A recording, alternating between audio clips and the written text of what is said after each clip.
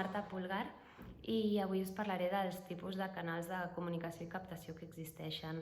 Com a reflexions prèvies m'agradaria apuntar que per mi és millor parlar d'espais que no de canals, en el sentit que al final els canals el que són espais de relació, no? Espais de relació amb els nostres públics objectius. Són espais on construir aquestes relacions de confiança que les entitats necessitem, on generar comunitat, on arribar a trobar la implicació necessària, on escoltar el nostre públic, on donar-li resposta, on fer aquest exercici de transparència i explicar els nostres projectes, rendir comptes. Al final són els espais on connectar, on enamorar amb els nostres públics objectius. Jo us intentaré presentar una classificació de canals o espais segons l'objectiu que persegueixen, és a dir, hi ha canals que ens funcionen millor per la sensibilització o per augmentar la notorietat, i altres més enfocats a la captació i a l'engagement, i per últim a la fidelització. També intentaré separar entre la tipologia online i offline o presencial. Com a punt important també destacar que cal pensar les campanyes de comunicació de forma integral i integrada. Sí que és cert que cada canal respon a un tipus de públic, trobes un tipus de persones o una segmentació concreta en un espai i no en un altre, però també existeixen públics multicanal, és a dir, que molts públics rebran la nostra informació per diferents vies. Per tant, és important adaptar aquesta proposta de valor a allò que ens fa diferents, no? Allò que farà que els nostres públics facin el pas i entenguin el per què han de col·laborar amb nosaltres segons el canal en el que ens estiguem relacionant amb ells, no? Segons el canal, aquesta proposta de valor haurà de canviar perquè utilitzarem un llenguatge diferent i uns recursos diferents. Hi ha canals on cal fer servir recursos molt més gràfics, més audiovisuals, més testimonials, on això funciona molt bé, com són, per exemple, les xarxes socials, o si desenvolupem projectes artístics, exposicions, tot aquest tipus de coses, i altres que seran molt més redaccionals. Si, per exemple, fem una campanya més enfocada a la premsa, segurament ens haurem de basar en les dades, en informes, en aquella informació de qualitat que els periodistes agafaran per després transmetre, no?, la nostra campanya.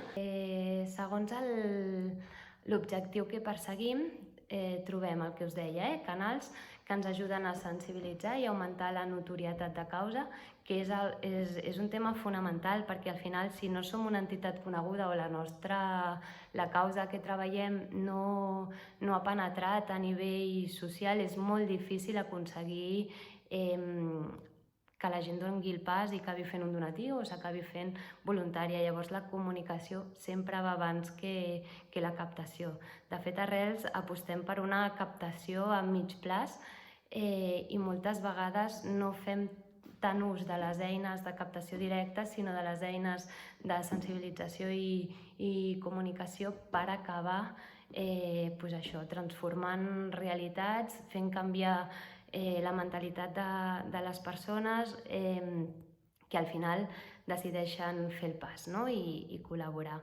Llavors, per sensibilitzar, com a primer punt jo destacaria els mitjans de comunicació. Els mitjans de comunicació com a espai imprescindible per generar aquest diàleg i per transmetre aquest missatge. S'ha de tenir un pla de premsa, amb notes de premsa, amb rodes de premsa si és possible i si hi ha informació de valor per aglutinar un seguit de periodistes al voltant d'un tema. S'han de generar informes, estudis, conèixer bé del que parlem per poder treballar-ho amb la premsa, i els periodistes poden ser aquest primer públic objectiu que després ens permeti arribar a moltes altres persones. Un altre espai són les mobilitzacions, les accions de visibilitat pública, les accions de denúncia, a través de la qual via carrer pots aconseguir molta notorietat i generar canvis, no? Un altre espai o canal serien les exposicions, els esdeveniments, les conferències, aquells espais físics o ara, per què no, virtuals, que et permeten a través d'imatges, de contingut, transmetre tot allò que vols comunicar. També existeixen els vídeos virals o els vídeos de sensibilització, les accions de street. Un altre punt molt important que genera sensibilització i notorietat és el pla de xarxes. A cada entitat li funciona diferent cada xarxa en concret, segons el públic al qui es dirigeix, però el pla de xarxes és fonamental, és molt econòmic, l'únic que implica és una gran inversió de temps, però és un espai ideal per tot el que us comentava abans, no? Per generar comunitat, per explicar, per escoltar, per oferir transparència, per saber més, per testejar què funciona, què no funciona, quins missatges connecten amb el nostre públic. En pla de xarxes em refereixo a triar les xarxes socials que nosaltres considerem adients per la nostra estratègia, com poden ser el Facebook, en el cas d'Arrels és el Facebook, el Twitter, el LinkedIn, l'Instagram, i llavors fem servir el YouTube i el Flickr com a mitjans aparador. Al YouTube pengem tot el material audiovisual, al Flickr pengem tot el material gràfic, i les altres xarxes ens serveixen per construir relat, no? Per explicar històries, per fer crides a l'acció, i la veritat que ens funciona molt bé. Un altre canal seria tota la part de publicitat, de generar materials com poden ser díptics, poden ser cartells que després adaptem a marquesines, tots els suports exteriors, on podem transmetre d'una forma molt creativa el nostre missatge, no? I arribar a moltíssima gent. Són canals molt massius, com és el cas de la premsa, i que tenen gran impacte i a nivell de notorietat funcionen molt bé. Llavors, dins del bloc de canals de comunicació per captar o per generar engagement, us parlo primer dels canals offline. Serien, per exemple, tota la part del màrqueting directe, les cartes dirigides a Arrels, també per la base social que tenim, és un canal que ens funciona superbé a nivell de captació directa. Llavors són cartes on et comuniques amb la teva base social i els hi expliques, els hi demanes, els hi rendeixes comptes, estàs en relació amb ells.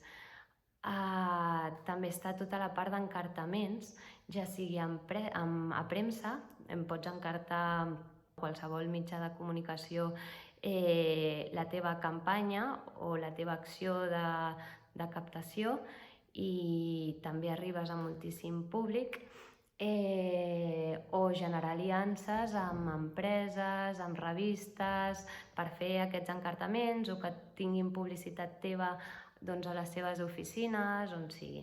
Després ha estat ja us he comentat el tema del pla de premsa, que a priori funciona molt per notorietat, per sensibilització, per fer incidència, però que alhora indirectament és un canal de captació, perquè la gent, quan rep el nostre missatge, quan detecta la injustícia, quan li expliques el per què, és també moltes vegades quan es mou i quan reacciona, no? Un altre canal de captació offline serien els esdeveniments organitzats per la pròpia entitat o organitzats per tercer. Els esdeveniments organitzats per la pròpia entitat, com poden ser sopars, dinars, gales benèfiques, esdeveniments esportius, com per exemple la Trail Walker d'Intermón, la Magic Line del Sant Joan de Déu, un dia de nassos de palla pupa. Són esdeveniments que funcionen molt bé i que que generen uns ingressos molt importants per les entitats, no? I després també estan els esdeveniments organitzats per tercers, o és la part aquesta més del peer-to-peer, on hi ha gent que ha organitzat des d'aniversaris, també esdeveniments esportius, maratons, el que sigui, en benefici de l'entitat. Llavors això és interessant treballar-ho des de la nostra base, no? I oferir com aquesta possibilitat perquè tothom qui estigui interessat en en organitzar un esdeveniment pugui fer-ho i nosaltres com a entitat puguem facilitar tots els materials que li calguin o que ens sigui possible. Un altre punt de captació, un altre canal de captació és la venda de productes propi, però també poden ser vendes de marxandatge general. Nosaltres a Arrels, per exemple, venem les samarretes de Ningú dormint al carrer, que és el nostre lema, al final és la nostra causa, no? I les venem a un preu petit per recaptar, perquè també és una forma de, mentre generes ingressos, aconsegueixes nous canals de difusió, no? Gent que porta el teu missatge allà on va. Llavors està bé pensar en productes que serveixin en aquesta línia, com són les samarretes, les bosses, no sé, tot això, o perquè la gent et tingui present a les seves llars, com poden ser els imants de nevera, les tasses o tot això. En aquest punt també és interessant tot el tema de màrqueting amb causa, és a dir, el tancar acords amb empreses per posar a la venda productes solidaris com a via de captació de fons i també de notorietat. Aquí cal una feina de relacions públiques importants, però són vies que tenen un esforç relativament petit per nosaltres i que ens poden arribar a generar molts ingressos i molta notorietat. Al final, tot el que sigui via col·laboracions amb tercers és molt estratègic. És estratègic perquè l'impacte i sobretot el retorn de la inversió acostuma a ser molt elevat. Per nosaltres és difícil arribar a molts públics diferents i les empreses o les institucions o aquestes aliances amb tercers, clar, t'obren tot aquest camí, tot aquest públic que ells tenen i el posen a la teva disposició. Llavors, altres canals que serveixen per fer una conversió directa ràpida, és a dir, per captar, per aconseguir leads, per tenir tases de conversió molt elevades, són aquells més entesos, són aquells canals del màrqueting convencional que persegueixen els clients, com poden ser el face-to-face o el door-to-door o el telemàrqueting, que són canals que van a buscar les persones i des del meu punt de vista hi ha un punt intrusiu, no? Hi ha un punt de molèstia a l'hora de fer aquestes conversions. Aquests canals funcionen molt bé, les entitats, hi ha molts casos d'èxit i el que deia, les tases de conversió són elevadíssimes. El que passa és que tenen un cost per l'entitat i tenen un cost pel sector, considero, perquè moltes vegades al ser tan intrusius al final hi ha molta gent que acaba acceptant aquesta col·laboració una mica per al punt aquell de coacció, no? Al final, aquestes tècniques de captació més convencionals es contraposen amb tot allò que defèn l'inbound marketing, que és potser amb el que des de la meva entitat, des d'Arrels, ens sentim més còmodes, perquè no és que persegueixis els clients. L'inbound marketing fa que els atraus, no? Llavors és molt més elegant, té més visió a llarg plaç, però tot i així cal saber que aquests canals existeixen i funcionen. En aquesta línia també està tot el tema dels SMS solidaris, que són aquestes campanyes que també haureu vist i rebut per totes bandes, on demanes la col·laboració, una petita aportació via SMS. És una forma molt fàcil, però necessita d'una inversió molt gran comunicativa al voltant. Llavors també estan els canals de captació i engagement online o digitals, no? Tot adaptat sempre a mobile. Aquí tenim, per exemple, l'email marketing, que és l'enviament de missatges massius per demanar, per exemple, donatius. Hi ha plataformes que funcionen superbé, integrades a la nostra web, que et permeten saber quanta gent, la tasa d'obertura d'aquests emails, la conversió directa. Un exemple d'eina és MailChimp i la veritat que funciona molt bé. Després estan totes les plataformes de crowdfunding, que no cal oblidar-les perquè al final és fer servir internet per aconseguir finançar iniciatives o projectes via aquestes plataformes d'una forma molt fàcil, amb petites aportacions de moltíssima gent. Hi ha Goteo, hi ha Berkami, hi ha Mi Grano de Arena. Està bé, nosaltres des d'Arrels l'estratègia que fem servir és segons el tipus de projecte ho posem en una plataforma o una altra. També és interessant el tenir aliances al costat i el generar campanyes amb algú.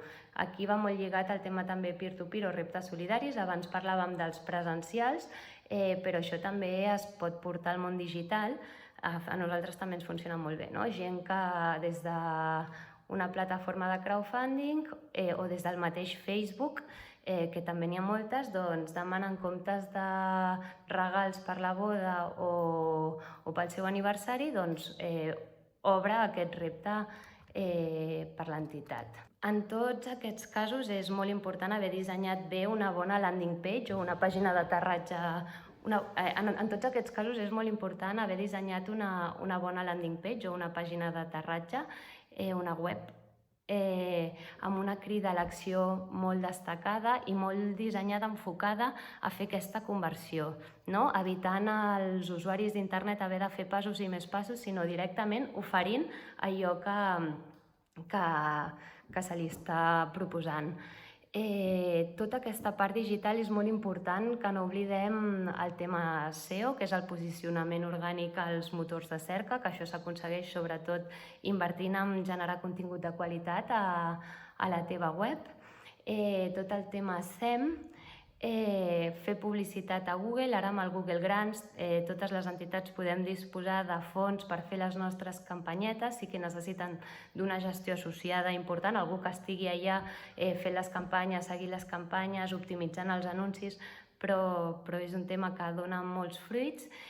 La publicitat a xarxes socials, que també funciona molt bé amb inversions molt petites, les campanyes de programàtica, que no són més que campanyes de banners que surten a diferents webs que tenen una relació amb la teva causa o on pots trobar persones del perfil que estàs buscant.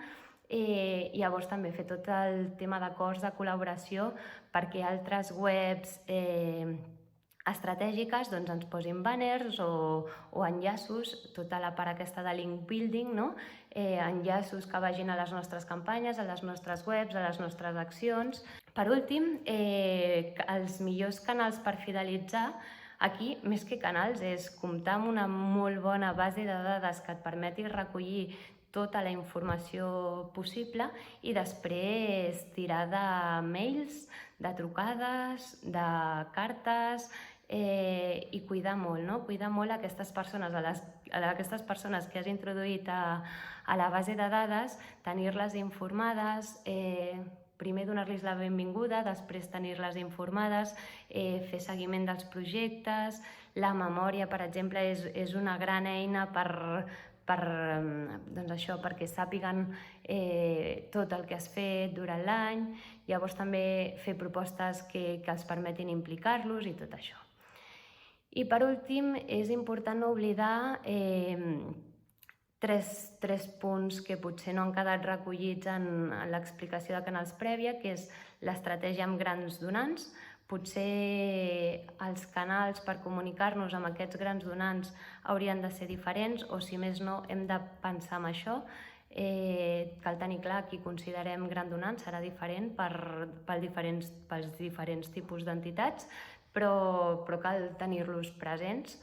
Com treballar tot el tema d'herències i llegats a través d'aquests canals. Molt probablement, com en el cas dels grans donants, aquí funciona millor el cara a cara, però no de captació, el cara a cara de veritat, no? Aquestes trobades, aquestes reunions, aquestes trucades, aquest estar en un contacte molt directe pel tipus de públic i de col·laboració que s'està demanant. I després tot el tema d'empreses, fundacions i acords de col·laboració. I bé, això és tot. Moltes gràcies per tot.